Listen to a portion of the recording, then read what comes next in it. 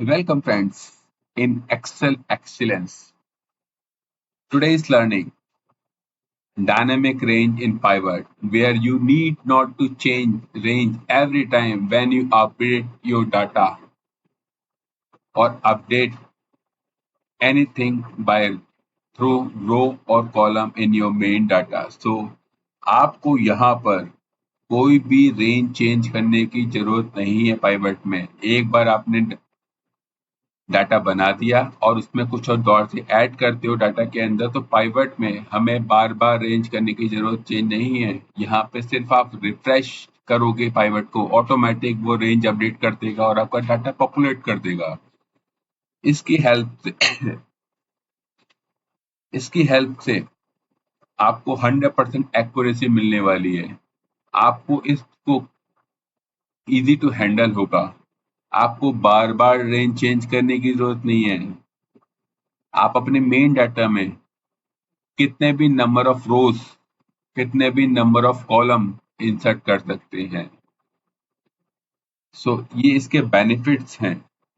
But जब हम पाइवटेबल use करेंगे उसके अंदर मैं आपको offset and count a function भी बताऊंगा, बिकॉज इसी के बेसिस पे आप अपने रेंज को ऑटोमेटिक कर सकते हैं और बार बार डाटा के अंदर जाके आपको रेंज अपडेट करने की जरूरत बिल्कुल भी नहीं पड़ेगी। तो मैं आपको सबसे पहले डाटा दिखाता हूं कि मेरा कौन सा डाटा है। मैंने एक शॉर्ट डाटा बनाया है स्टूडेंट का, जिसमें आप देख रहे हो कि कॉलम 1 से लेकर कॉलम के मेरा यूज हुआ है अभी के लिए, जिसके अंदर मैंने स्टूडेंट के नेम कॉलम ए में लिखे हैं और क्लास आपकी बी में लिखी है, उसके आगे सब्जेक्ट लिखे हुए हैं। देन उस रेस्पेक्टिव स्टूडेंट के कौन सी क्लास में है वो और उसके कितने मार्क्स आए वो मैंने यहाँ मेंशन करे हैं। इसके बेसिस पे मैंने यहाँ पाइवट क्रिएट करी है। पाइवट क्रिएट करने के बाद यहाँ पे मैंने डाटा पॉपुलेट करा है। अगर आप जैसे कि देखते हो कि मैंने यहाँ पे कोई भी एक रेंज एक्स्ट्रा बढ़ाई है और इसको मैं कोई नाम दे देता हूँ। लेट्स सपोज ये बीकॉम का है स्टूडेंट। तो आप देखेंगे ये मुझे रेंज चेंज करने की जरूरत नहीं है। गगनदीप को मैं यहाँ रिफ्रेश करूंगा तो ऑटोमेटिक देखिए यहाँ पे गगनदीप अपडेट हो गया। मैंने कोई भी रेंज अपडेट नहीं करी है। मैंने पाइवट में जाके यहाँ से चेंज डाटा सोर्स को यूज नहीं किया है यहाँ पे। यही इसका बहुत बड़ा बेनिफिट है। तो आइए मैं आपको इसका बेनिफिट बताने वाला हूँ। Once again welcome to Excel Excellence. तो मैं सबसे पहले आपको ये फंक्शन सिखाऊंगा कि मैं इस फंक्शन को यूज करके अपने पाइवट को कैसे ऑटोमेटिक कर सकता हूँ। तो अभी मैंने ऑलरेडी ये फंक्शन लिखा हुआ है, मैं दोबारा से आपको बताता हूँ। ऑफसेट जब आप यूज करेंगे तो ऑफसेट का बेनिफिट और ऑफसेट के यूज बहुत सारे एक्सेल में, लेकिन मैं आज आपको डायनेमिक रेंज सिखा रहा हूँ तो मैं सिर्फ आपको ऑफसेट का डायनेमिक रेंज से रिलेटेड ही बताऊंगा।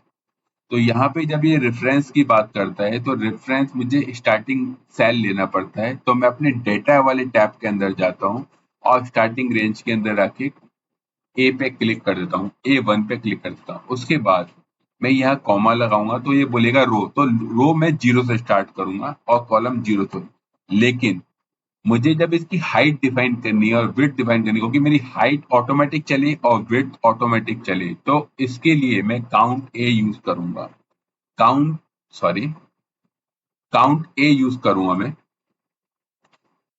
काउंट ए के अंदर जाके मुझे हाइट यूज करनी है तो मैं कॉलम ए की पूरी एंटायर कॉलम की रेंज दे दूंगा। मैंने ब्रैकेट क्लोज करा, देन काउंट ए लगाया मैंने फिर से। अब मैं विड्थ को ऑटोमेटिक करूंगा तो मैं यहाँ पे एंटायर रो को पे क्लिक कर दूंगा और इसको क्लोज कर दूंगा।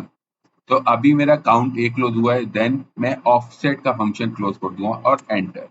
तो आप देखेंगे ये ऑटोमेटिक यहाँ पे डाटा टेबल बना के दे दी इस फंक्शन से। तो अब मैं इसको सबसे पहले फ्रीज करूंगा ताकि जब मेरी रेंज चले तो ये सिर्फ उतनी लिमिटेड रेंज पे काम करे। जैसे ही मेरी रेंज बढ़े तो ऑटोमेटिक ये उसको रेंज को कन्वर्ट कर दे। तो मैं इसको कंप्लीट को फ्रीज कर दूंगा, इस एंटायर कॉलम को फ्रीज कर दूंगा, देन एंटायर रो को फ्रीज कर दूंगा। अब एंटर मारूंगा। इस फॉर्मूले को मुझे कॉपी करके सबसे पहले फॉर्मूला में जाना है, नेम मैनेजर में जाना है। अभी ऑटोमेटिक मैंने एक बना रखा है, मैं आपके सामने न्यू क्रिएट करता हूँ। न्यू, मैं इसे कोई भी नाम दे देता हूँ। मैं अभी फॉर द टाइमिंग आपके लिए डाटा का नाम दे देता हूँ और इधर आके रेफर में उस फॉर्मूले को पेस्ट कर देता हूँ, देन ओके। अब मेरा डेटा का एक बन गया, क्लोज कर देता हूँ इसे मैं, ठीक है। और यहाँ पे जो फॉर्मूला लगाया था उसको मैं डिलीट कर देता हूँ। अब मैं आपके सामने जो मैंने एक ऑलरेडी यहाँ पे पाइवट बना रखी थी, इसके अलावा मैं दूसरी पाइवट बनाता हूँ आपके सामने। मैं इंसर्ट में जाऊंगा, पाइवट में जाऊंगा, फ्रॉम में जाऊंगा। अब मुझे रेंज सेलेक्ट करनी है, तो मैं डेटा में जाऊंगा और अभी फर्स्ट टाइम मुझे एक बार रेंज सेलेक्ट करनी पड़ेगी क्योंकि फर्स्ट टाइम पाइवट क्रिएट कर रहा हूँ। और ओके, मेरी यहाँ पाइवट आती है। स्टूडेंट नेम मैं रो में डाल लेता हूँ। यहाँ पे आके मैं क्लास ले लेता हूँ अभी, देन अभी मैं सिर्फ लिमिटेड कॉलम्स लेता हूँ, वो आप अपनी तरफ से इसे बढ़ा दीजिएगा, कोई दिक्कत नहीं है।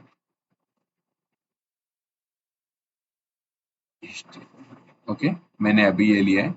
इसके आगे आके मैं इसे एक बार इसकी फॉर्मेटिंग चेंज कर देता हूँ, डिस्प्ले में जाके क्लासिक व्यू कर देता हूँ। मुझे ये मैं सब टोटल रिमूव कर देता हूँ। अब आप देखिएगा ये पाइवट आपकी बन गई है, ठीक है।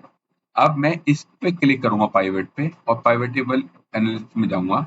चेंज डाटा सोर्स के अंदर सबसे पहले मैं यहाँ पे आके जो मैंने डाटा के नाम से बनाया था वो या मैं यहाँ डाटा लिख दूंगा, जो मैंने अभी फॉर्मूला के अंदर नेम मैनेजर में लिखा था डेटा नेम, यहाँ पे डेटा लिख दूंगा। अब ओके कर दूंगा। अब आप देखिए, अब मैं अभी रिफ्रेश करता हूँ तो पाइवट रिफ्रेश हो रही है, लेकिन अब जैसे ही आप डेटा वाले इसमें जाओगे, जैसे कि लेट सपोज मैंने 4 और बढ़ा दिए मैंने,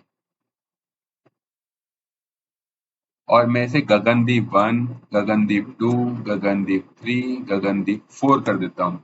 तो अब मैं जैसे ही यहाँ पाइवट को रिफ्रेश करता हूँ तो आप देखिए ऑटोमेटिक ऑटोमेटिक, आप सुन रहे हैं ऑटोमेटिक, ये रेंज मेरी अपडेट हो गई। और देखिए यहाँ पे मेरा गगनदीप 1, 2, 3 आ गया। ये रो भी चलेगी और कॉलम भी चलेगी। अगर मैं आपको दिखाता हूँ तो ये देखिए, अभी यहाँ पे मैक्रो इकोनॉमिक्स मेरा लास्ट है और टोटल लास्ट है। तो अगर मैं यहाँ पे आके लेट सपोज मैं मैक्रो इकोनॉमिक की कॉपी कर लेता हूँ, 2 बार कॉपी कर देता हूँ, इसको मैक्रो इकोनॉमिक्स को 1 कर देता हूँ और इसको मैक्रो में 2 कर देता हूँ। अगर अभी आप देखिए इस फील्ड के अंदर मेरी सिर्फ टोटल तक आ रहा है, अगर आप देखेंगे तो इसके अलावा कुछ नहीं आ रहा। अब जैसे ही मैं रिफ्रेश करता हूँ तो ये देखिए ऑटोमेटिक ऑटोमेटिक, मैं बार बार ऑटोमेटिक पे फोकस कर रहा हूँ क्योंकि ये आपका काम बहुत आसान करने वाला है, ये फॉर्मूला और इस पाइवट टेबल और फॉर्मूला का कॉम्बिनेशन। देखिए मैक्रो इकोनॉमिक्स है, मैक्रो इकोनॉमिक 1 और 2 यहाँ पे अपडेट हो गया है। ये देखिए अगर मैं इसको यहाँ डाल देता हूँ, इसको मैं यहाँ पुट कर देता हूँ तो यहाँ पे आ गया, देखिए आपका ये आ गया। ओके, देखिए तो ऑटोमेटिक ही काम कर रहा है। आप लेट सपोज आपको कुछ डाटा डिलीट करना है, इसमें से आपने डिलीट कर दिया, मैक्रो इकोनॉमिक्स 2 डिलीट कर दिया, आपको कुछ नहीं करना, बस यहाँ पे आके अपना पाइवट रिफ्रेश करना है। ये जो देखिए ऑटोमेटिक यहाँ से हटा दिया। अब लेट सपोज मुझे इसमें से गगनदीप सारे डिलीट करने हैं, तो आपको कुछ नहीं करना, आके डिलीट करा और रिफ्रेश करा तो ये देखिए ऑटोमेटिक आपका रेंज चेंज हो गई और ABCDEFG तक आपका इसने डाटा पॉपुलेट कर दिया है। तो यही इसका फंक्शन का फायदा है कि आपको रेंज बार बार अपडेट करने की जरूरत नहीं है, ये ऑटोमेटिक आपकी रेंज अपडेट कर देगा और आपका डाटा पॉपुलेट कर देगा। सबसे अच्छा फायदा इसका यही है। सो आई विश आपको ये डायनेमिक रेंज पसंद आई हो कि पाइवट के अंदर, और आप इसका नेक्स्ट टाइम यूज जरूर करेंगे ताकि आप बार बार रेंज अपडेट ना कर सकें।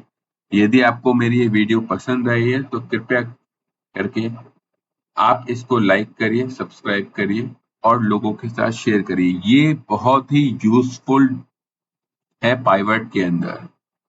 Thank you so much. I would request again kindly subscribe my channel, like and comment, and please let me know what you will learn to excite from Excel and Excel and what you want to learn in Excel. Let me know. This is my email ID and you can give your feedback here. Thank you so much.